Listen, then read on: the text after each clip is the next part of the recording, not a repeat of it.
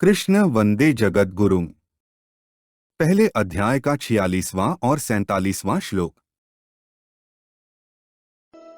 यदा यदा हि धर्मस्य ग्लानिर्भवति भारतः अभ्युत्थानम् अधर्मस्य तदात्मानं सृजाम्यहम् परित्राणाय साधूनां विनाशाय च दुष्कृताम् धर्म संस्थापनार्थाय संभवामि युगे युगे।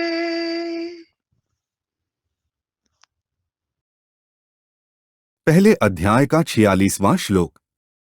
यदि माम प्रतीकारम शस्त्रं शस्त्रपाणय धार्तराष्ट्रारणे हन्युस्तन में क्षिमतरं भवेत। ऊपर कहे गए श्लोकों का अर्थ है, यदि मुझ शस्त्ररहित और प्रतिकार न करने वाले को ये शस्त्रधारी कौरव रण में मारें तो भी वह मेरे लिए कल्याणकारक होगा। यदि माम क्षिमतरं भवेत का अर्थ है, अर्जुन करते हैं कि अगर मैं युद्ध से सर्वथा निवृत्त हो जाऊंगा तो शायद ये दुर्योधन आदि भी युद्ध से निवृत्त हो जाएंगे। कारण कि हम कुछ चाहेंगे ही नहीं, लड़ेंगे भी नहीं, तो फिर ये लोग युद्ध करेंगे ही क्यों। परंतु कदाचित जोश में भरे हुए तथा हाथों में शस्त्र धारण किए हुए ये धृतराष्ट्र के पक्षपाती लोग सदा के लिए हमारे रास्ते का कांटा निकल जाए, वैरी समाप्त जो जाए, ऐसा विचार करके सामना न करने वाले तथा शस्त्ररहित मेरे को मार भी दें तो उनका वह मारना मेरे लिए हितकारक ही होगा। कारण कि मैंने युद्ध में गुरुजनों को मारकर बड़ा भारी पाप करने का जो निश्चय किया था, उस निश्चय रूप पाप का प्रायश्चित हो जाएगा, उस पाप से मैं शुद्ध हो जाऊंगा। तात्पर्य है कि मैं युद्ध नहीं करूंगा तो मैं भी पाप से बचूंगा और मेरे कुल का भी नाश नहीं होगा।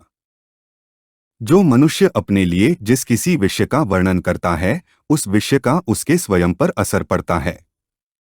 अर्जुन ने भी जब शोकाविष्ट होकर 28वें श्लोक से बोलना आरंभ किया तब वे उतने शोकाविष्ट नहीं थे जितने वे अब शोकाविष्ट हैं। पहले अर्जुन युद्ध से उपरत नहीं हुए, पर शोकविष्ट होकर बोलते बोलते अंत में वे युद्ध से उपरत हो जाते हैं और बाण सहित धनुष का त्याग करके बैठ जाते हैं। भगवान ने यह सोचा कि अर्जुन के बोलने का वेग निकल जाए तो मैं बोलूं, अर्थात बोलने से अर्जुन का शोक बाहर आ जाए, भीतर में कोई शोक बाकी न रहे, तभी मेरे वचनों का उस पर असर होगा। अतः भगवान बीच में कुछ नहीं बोले। पहले अध्याय का 47वां श्लोक। संजय उवाच एवमुक्त्वार्जुनः संख्ये रथोपस्थ उपाविशत् विसृज्य सशरं चापं शोक संविघ्नमानसः। ऊपर कहे गए श्लोकों का अर्थ है, संजय ने कहा, रणभूमि में शोक से उद्विग्न मन वाला अर्जुन इस प्रकार कहकर बाण सहित धनुष को त्याग कर रथ के पिछले भाग में बैठ गया। एवमुक्त्वार्जुनः शोक संविघ्नमानसः का अर्थ है, युद्ध करना संपूर्ण अनर्थों का मूल है। युद्ध करने से यहाँ कुटुंबियों का नाश होगा, परलोक में नरकों की प्राप्ति होगी आदि बातों को युक्ति और प्रमाण से कहकर शोक से अत्यंत व्याकुल मन वाले अर्जुन ने युद्ध न करने का पक्का निर्णय कर लिया। जिस रणभूमि में वे हाथ में धनुष लेकर उत्साह के साथ आए थे, उसी रणभूमि में उन्होंने अपने बाएं हाथ से गांडीव धनुष को और दाएं हाथ से बाण को नीचे रख दिया और स्वयं रथ के मध्य भाग में अर्थात दोनों सेनाओं को देखने के लिए जहां पर खड़े थे वहीं पर शोक मुद्रा में बैठ गए। अर्जुन की ऐसी शोकाकुल अवस्था होने में मुख्य कारण है भगवान का भीष्म और द्रोण के सामने रथ खड़ा करके अर्जुन से कुरुवंशियों को देखने के लिए कहना और उनको देखकर अर्जुन के भीतर छिपे हुए मोह का जागृत होना। मोह के जागृत होने पर अर्जुन कहते हैं कि युद्ध में हमारे कुटुंबी मारे जाएंगे। कुटुंबियों का मरना ही बड़े नुकसान की बात है। दुर्योधन आदि तो लोभ के कारण इस नुकसान की तरफ नहीं देख रहे हैं, परंतु युद्ध से कितनी अनर्थ परंपरा चल पड़ेगी इस तरफ ध्यान देकर हम लोगों को ऐसे पाप से निवृत्त हो ही जाना चाहिए। हम लोग राज्य और सुख के लोभ से कुल का संहार करने के लिए रणभूमि में खड़े हो गए हैं। यह हमने बड़ी भारी गलती की।